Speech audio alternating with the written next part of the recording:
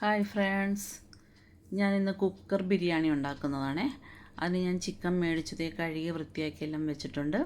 അതിലേക്ക് മുളക് പൊടി, പിന്നെ ഒരു 1/4 ടീസ്പൂൺ മഞ്ഞൾപ്പൊടി, പിന്നെ 1 ടീസ്പൂൺ മല്ലിപ്പൊടി, പിന്നെ ആവശ്യമുള്ളത് പെരുംജീരകത്തിൻ്റെ പൊടിയാണ്.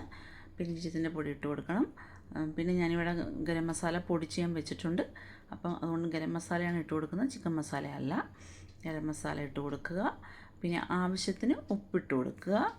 പിന്നെ നമുക്ക് തൈര് ചേർത്ത് കൊടുക്കണം, കുരുമുളക് പൊടി ചേർത്ത് കൊടുക്കണം. അപ്പോൾ കട്ട തൈരുണ്ടെങ്കിൽ തൈര് ചേർത്ത് കൊടുക്കണം. നിങ്ങളുടെ വീട്ടിൽ തൈരില്ല എന്നുണ്ടെങ്കിൽ നിങ്ങൾക്ക് നാരങ്ങനീരോ വിനെഗറോ അങ്ങനെ എന്തെങ്കിലും ചേർത്ത് കൊടുക്കണമെങ്കിൽ കൊടുക്കാം. പിന്നെ കുരുമുളക് പൊടിയും കൂടി ഇട്ട് കൊടുത്തിട്ട് നന്നായിട്ട് അതിനെ ഈ തൈരുമൊക്കെ ചേർത്ത് നന്നായിട്ടൊന്ന് കുഴച്ച് സെറ്റാക്കി വെക്കണം. ഏകദേശം നമുക്കൊരു 2-3 മണിക്കൂർ ഫ്രിഡ്ജിൽ വെക്കാൻ പറ്റിയാൽ അത്രയും നല്ലത്. ഇനി അതല്ല, നമുക്ക് പെട്ടെന്ന് നമ്മൾ അന്നേരം തീരുമാനിച്ച് ചെയ്യുന്നതാണെങ്കിൽ ഒരു ജസ്റ്റ് ഒരു അരമണിക്കൂറെങ്കിലും നമ്മൾ ഫ്രിഡ്ജിൽ തന്നെ വെക്കുക. എന്നാലേ അതിന് അതിൻ്റേതായിട്ടുള്ള ആ ഒരു ടേസ്റ്റ് നമുക്ക് കിട്ടത്തുള്ളൂ. ഇപ്പോൾ എല്ലാം കൂടെ ഇതുപോലെ മിക്സ് ചെയ്തിട്ട് ഫ്രിഡ്ജിലേക്ക് അങ്ങ് കയറ്റി വെച്ചേക്കണം. പിന്നെ നമുക്കത് ചതയ്ക്കാനായിട്ട് വെളുത്തുള്ളിയും ഇഞ്ചിയും കുറച്ച് ചുവന്നുള്ളിയും പച്ചമുളകും കൂടെ ഞാൻ എടുത്ത് വെച്ചിട്ടുണ്ട്. അത് നമ്മൾ മിക്സിയിലിട്ടൊന്ന് ചതച്ച് വെച്ചേക്കണമേ. പിന്നെ ഒരു കുക്കർ എടുക്കുക, അതിലേക്ക് എണ്ണ, നെയ്യ് ഇത് രണ്ടും കൂടെ മിക്സ് ചെയ്തുകൊണ്ടാണ് ഞാൻ ചെയ്യുന്നത്.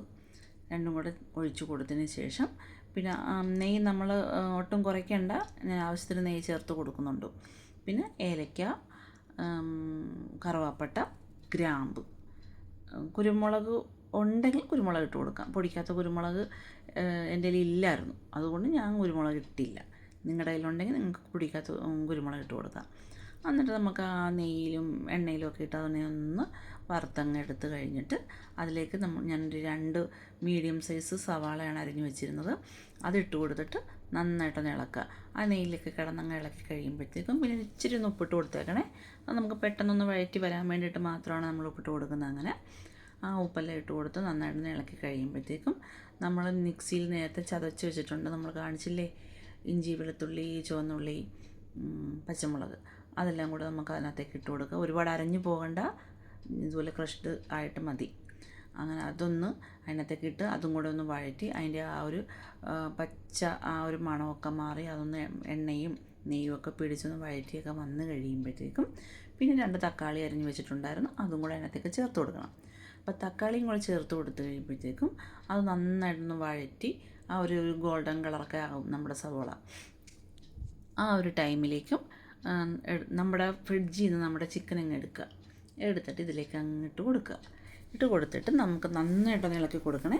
നന്നായിട്ടൊന്ന് ഇളക്കി ഈ പറഞ്ഞ തക്കാളിയും വെളുത്തുള്ളിയും ഇഞ്ചിയും പച്ചമുളകും സവോള എല്ലാം കൂടെ ആ ചിക്കനുമായിട്ട് കിടന്നൊന്ന് നന്നായിട്ടൊന്ന് കുഴഞ്ഞ് മറിഞ്ഞ് എല്ലാം കഴിയുമ്പം നമുക്കിപ്പം 1 ഗ്ലാസ് അരിയാണ് നമ്മൾ എടുക്കുന്നതെങ്കിൽ 2 ഗ്ലാസ് വെള്ളം എന്നുള്ള കണക്കാക്കിയിട്ടായിരിക്കണം നമ്മൾ വെക്കുന്നത്. അപ്പോൾ ആ 2 ഗ്ലാസ് വെള്ളം എന്നുള്ളത് നമ്മളൊന്ന് തിളപ്പിച്ച് അവിടെ മാറ്റി വെച്ചിട്ടുണ്ടായിരുന്നു. അപ്പോൾ ആ ചൂടുവെള്ളം തന്നെ ഒഴിച്ചു കൊടുക്കാൻ പ്രത്യേകം ശ്രദ്ധിക്കുക.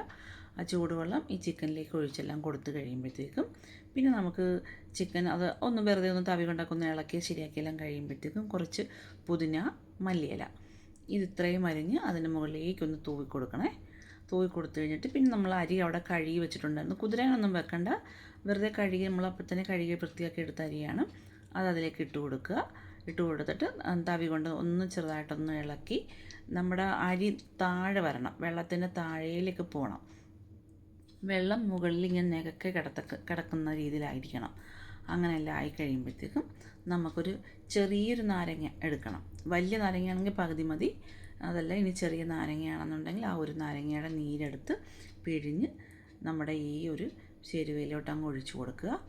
ഒഴിച്ചു കൊടുത്തതിന് ശേഷം കുക്കർ അടച്ചു വെച്ചിട്ട് മീഡിയം ഒന്നുമല്ല, ഫുള്ളിലങ്ങ് വെക്കുക ഗ്യാസ്. എന്നിട്ട് ഇടയ്ക്കൊന്ന് തുറന്ന് കഴിഞ്ഞിട്ട് നട്ട്സൊക്കെ ചേർത്ത് കൊടുക്കണമെങ്കിൽ ചേർത്ത് കൊടുക്കാം. എന്നിട്ട് വേണമെങ്കിൽ വീണ്ടും ഒരു 5 മിനിറ്റ് നമുക്ക് അടച്ചു വെക്കാം. ഒറ്റ വിസിലേ അടിക്കാവുള്ള, ഒരുപാട് വിസിലിൻ്റെ ആവശ്യമില്ല. അത് കഴിഞ്ഞത് ഇതുപോലെ ഒന്ന് പതുക്കെ ഒന്ന് ഇളക്കിയിട്ട് നമുക്ക് കച്ചമ്പറോ പപ്പടമോ അച്ചാറൊക്കെ കൂട്ടി കഴിക്കാനായിട്ടുള്ള അടിപൊളി ടേസ്റ്റാണ്. എല്ലാവരും ഒന്ന് ട്രൈ ചെയ്ത് നോക്കുക. അപ്പോൾ എൻ്റെ എല്ലാ കൂട്ടുകാർക്കും ശുഭരാത്രി നേരുന്നു.